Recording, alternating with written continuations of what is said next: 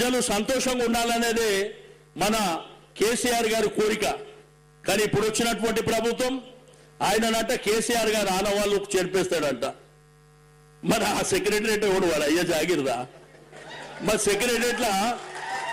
సెక్రటరియట్లో cabinet meeting ఎందుకు పెడుతున్నాం? ఎవరిది సెక్రటరియట్? ఎవరు కట్టారు?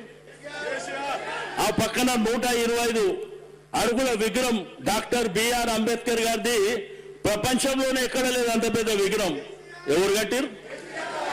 ఆడ పోలీస్ కమాండ్ కంట్రోల్ ఆడపోయి మీటింగ్ లో కూర్చుంటారు కదా, మరి అది ఎవరు కొట్టారు?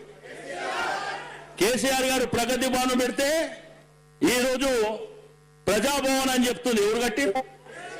మరి ఆనవాళ్ళు ఎట్లా తీస్తారు ఆనవాళ్ళు? మరి ఈ భారతదేశ చరిత్రలో ఒక రాష్ట్రాన్ని సాధించి భారతదేశ చిత్రపటంలో పెట్టింది ఎవరు? మరి ఆనవాళ్ళు తీస్తారు. ఎట్లా తీస్తారు? కాబట్టి మాట్లాడడానికి కూడా ఒక బాధ్యత ఉండాలి. ఒక ఉన్నతమైనటువంటి పదవులో ఉన్నప్పుడు బాధ్యతగా మాట్లాడేది నేర్చుకోవాలి. అంతేగాని నాకు నోరున్నది కదా, నా ఇష్టం ఉన్నట్టు మాట్లాడతా, నాకు అధికారం ఉందంటే అధికారం మా కొత్తనా? అధికారమే మన కొత్తనా? కేసీఆర్ గారి చరిత్రలో 45 సంవత్సరాలలో నిరంతరంగా ఆయన గెలిచినటువంటి నాయకుడే కదా, కేంద్ర మంత్రిగా చేసినటువంటి నాయకుడు కదా.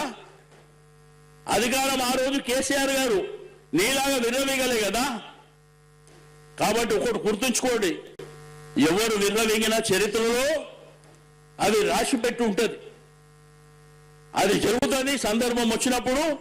కానీ ఒక్కసారి ఈసారి కాంగ్రెస్ ప్రభుత్వం పోతే 30-35 సంవత్సరాల వరకు కాంగ్రెస్ జెండానే ఈ దేశంలో కనిపేదని చెప్పి నేను ఈ సందర్భంగా తెలియజేస్తా ఉన్నాను.